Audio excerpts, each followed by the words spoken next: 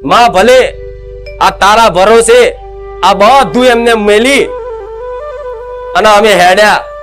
તું bus stand માં રાખે તો બસ સ્ટેન્ડ માં રહીશું, રસ્તા પર રોડ ઉપર રાખે તો માં રોડ ઉપર ભીખ માંગીને ખાઈ લઈશું, પણ માં મેલડી ત્યાં કીધું છે ને અમે પાલન કરીશું.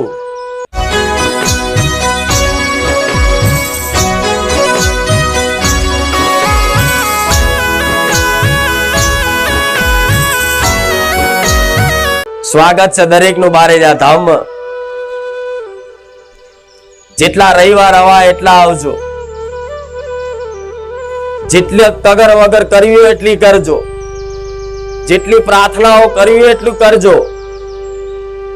એક એક પ્રાર્થનાનો એક એક આહુડાનો હિસાબ કરી અને તમારા ઘરના આંગણે ઓટા ફેરા ના કરું તો હું મારું નામ રામ મારી મેલડી નહીં.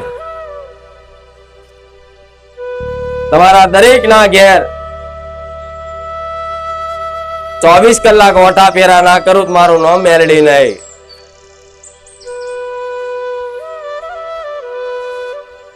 સોલંકી પેઢીની બહુચરના ખાતાની ઉગતા પોરની મેલડીશ, રોમવારી મેલડીશ, ફુખાર મેલડીશ. સોલંકી પેઢીની ખાતાની એક પ્રધાન માતા હશું. રાજા કોણ કહેવાય? બહુચર.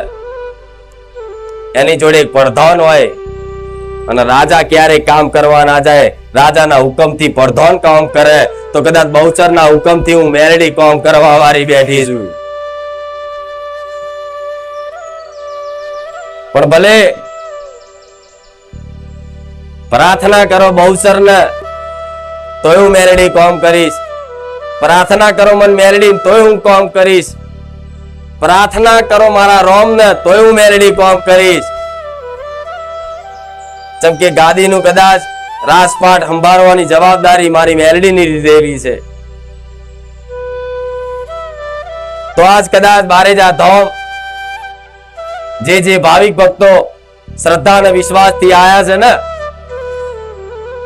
તો દરેક ને દર રવિવારે કઈક નવી નવી વાતો મોડી અને તમારી અંદર એક સાચું જ્ઞાન આપી, તમારી અંદર સદબુદ્ધિ આપી, તમારી અંદર એક ભક્તિ પ્રદાન કરી અને તમારી કુળદેવીનો ભેટો કરવા વાળી મેલડી માતા બેઠી છે. તમારી માતાઓની છૂટેલી આંગળી જલાવવા વાળી માતા બેઠી છે. આવો તો એ લક્ષ્ય લઈને આવજો કે માં ભલે અમારા કોમ થાય ના થાય, અમને તારી પર કોઈ સંદેહ નહીં, તારી પર માં કોઈ શંકા નથી. જો માં તું લાખો લોકોના દર રવિવારે જબરા પરચા આલી અને આવા જબરા કોમ કરતી હોય તો માં અમને વિશ્વાસ છે તું હાજરા હજુર બેઠી છું. પણ ભલે આજ કદાચ મારું કોમ ના થાય, પણ માં એમાં અમારા કોઈ કર્મોનો દોષ હશે, અમારા કોઈ સમય નબળો હશે, અમારું કોઈ પ્રારબ્ધ ભોગવવાનું લખ્યું હશે, અમારા વિધિના લેખમાં કદાચ માં દુઃખ વેઠવાનું લખ્યું હશે, પણ માં તારી પર કોઈ શંકા નહીં, તું તો હાજરા હજુર મારી મેલડી બેઠી છે. આવી પ્રાર્થના સાથે જે બારેજા ધામ આવશે ને એના ભલે કામ નહીં કરું કોઈ કારણો વર્ષ, પણ સમય જતા મારે શું હાલવાનું શું કરવાનું એ તો તમારા ભવિષ્યની તમને ખબર નહીં, મને મેલડીને ખબર છે તમારું ભવિષ્ય મારા જોડે ચાહવાનું. એટલે કઈ ભાવિક ભક્તો 6 મહિનાથી વર્ષથી આવતા હોય, પણ એવા ભાવિક ભક્તોનો તો કઈક નો કઈક મારો અનુભવ થયો જ હશે. ભલે કદાચ કોઈ એની માંગણી જલ્દી પૂરી નહીં થઈ હોય, એની કોઈ માનતા જલ્દી સફળ નહીં થઈ હોય, પણ મારો ખુખાર મેલડીનો અનુભવ તો એના પૂરતો નહીં, એના પરિવાર પૂરતો થઈ ગયો હશે. તો બેઠીશું ને,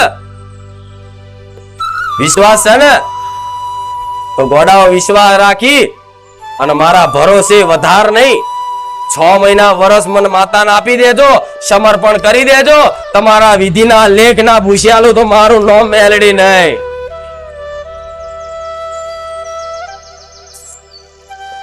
સુખ દુઃખ તો જીવનમાં આવતું જતું રહેશે. પરિવર્તનશીલ સંસાર છે. કોઈ વસ્તુ સ્થાયી રહેતી, કોઈનું સુખ સ્થાયી નથી રહેતું કે કોઈનું દુઃખ સ્થાયી નથી રહેતું.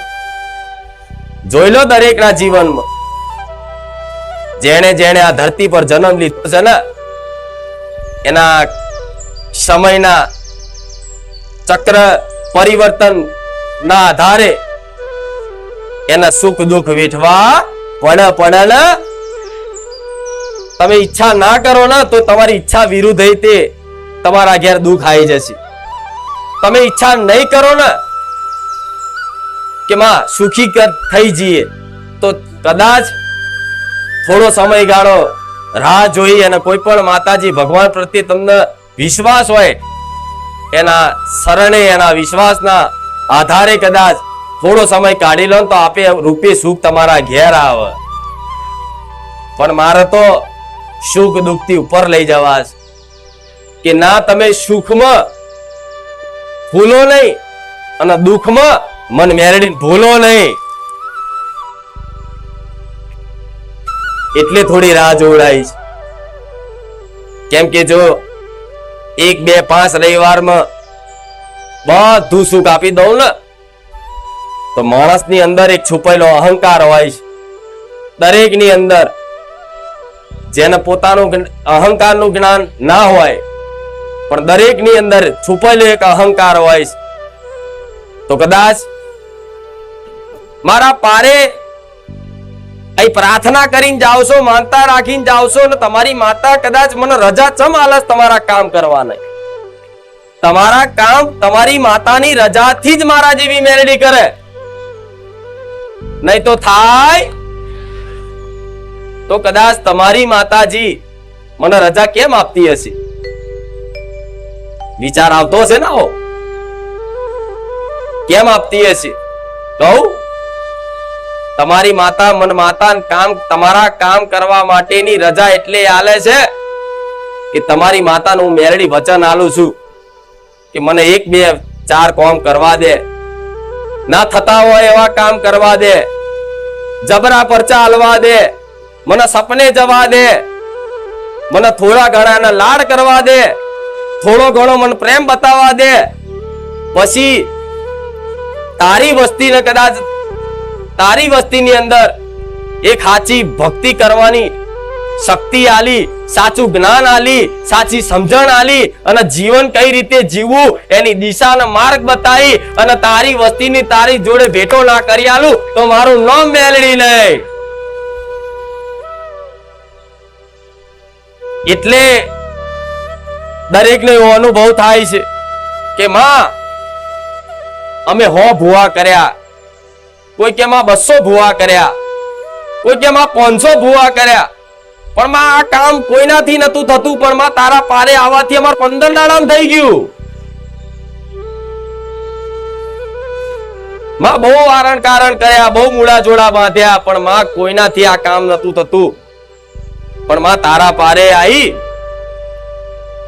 અને મહિના, હવા મહિના, 2 મહિના, 3 મહિના જેનું જેવું કામ એ પ્રમાણના સમયગાળામાં જલ્દી થઈ ગયું.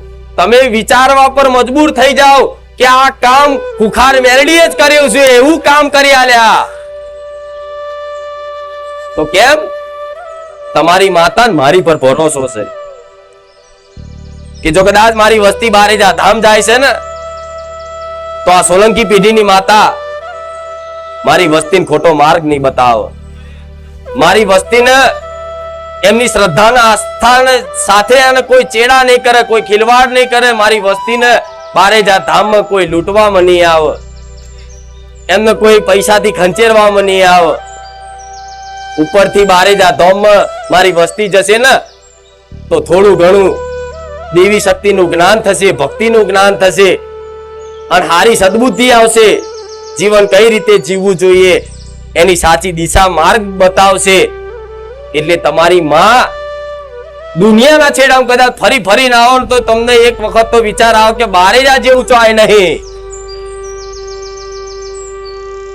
તો આ મહિમા કેમ છે?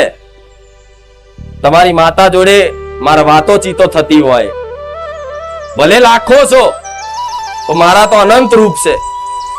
અનંત રૂપમાં તમારી દરેકની કુળદેવી જોડે મારે વાર્તાલાપ થઈ જાય હોય તો તમારી કુળદેવી મને માતાને એમ કે મારી વસ્તીને કે એમના બાપ દાદાની પરંપરા થોડી ઘરમાં જાળવી રાખે.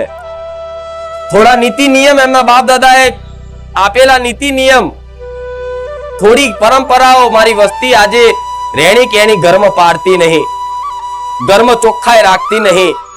આજ ઘરમાં માંસ મટન ખવાઈશ, આજ ઘરમાં દારૂ પીવાઈશ, અને આજ ઘરમાં કકરાટ કંકાસ કરી અનાજનો અનાદર કરેશ. તો મારી વસ્તી તારા પારે આવે ને તો થોડી શીખ હાલજે, અને શીખના આધારે જે વસ્તી સમજી જશે ને એને એની માતાની કૃપા ના મેળવી આલું મારું નામ મેળવી નહીં.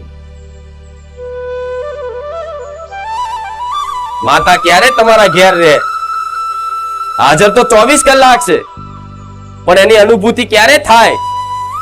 જ્યારે તમે તમારા બાપ દાદાની પરંપરાઓ જાળવી રાખો, નીતિ નિયમો જાળવી રાખો, ઘરમાં રહેણી કેણી પવિત્રતા જાળવી રાખો, અને થોડા જીવનમાં એક ઈમાનદારી, એક સત્યતા નું પાલન કરી અને એની ઉપાસના ને એની ભક્તિ કરો ને, તારે તમારે કોઈ દુનિયાના છેડા માનતા બાધા રાખવાની જરૂર ના પડે.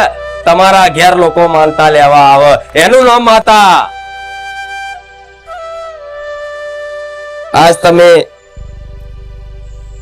સોલંકી પેઢીની એક માતા છું, પણ આજ દરેક અહીં માનતા લેવા આવે છે ને, એનું કારણ શું છે? આજ કારણ કે મારી વસ્તીને જે રીતે માર્ગ બતાવે એ માર્ગ ઉપર મારી વસ્તી ચાલી, હિંમત કરી. મારી વસ્તીને તો સુધી પરીક્ષા કરેલી છે. એક ઘર હતું, ખાલી એક ઘર, જમીનો તો જતી રહેતી બાપ દાદાની. આ કહેવા પાછળનું એક જ કારણ છે કે તમને દેવી શક્તિ પર ભરોસો ટકી રહે, વિશ્વાસ આવે, એના માટે આ થોડી વાત કહીશ. જમીન તો એમના બાપ દાદાની ઘસાઈ જ જતી જ રહેતી, કશું રહ્યું નતું. છેલ્લે ઘર હતું 2 માળનું, મસ્ત ટાઇલ્સો બાઇલ્સો પીયુપી બીયુપી કલર કામ કરાઈ અને ચકાચક બનાવેલું. અને એવા સમયગાળા હું મેરડી માતા બોલી કે દીકરાઓ, જો કદાચ મને હાચા લાડ કર્યા, તમે મારી ભક્તિ કરીશ, તમે મને સમયસર હાચવી છે, ભોણાના સમયે ભોણું ધરાયું, પાણી પીવડાવવાના સમયે પાણી પીવડાવ્યું, તમે નવા કપડા લાયા તો તમે મને ચૂંદડી ઓઢારીશ, તો તમારી આ ભક્તિથી પ્રસન્ન થઈશ. મારા દીકરાઓ, મારી વસ્તીને કીધું કે કદાચ જો મારી કૃપા આનાથી વિશેષ જોવી હોય,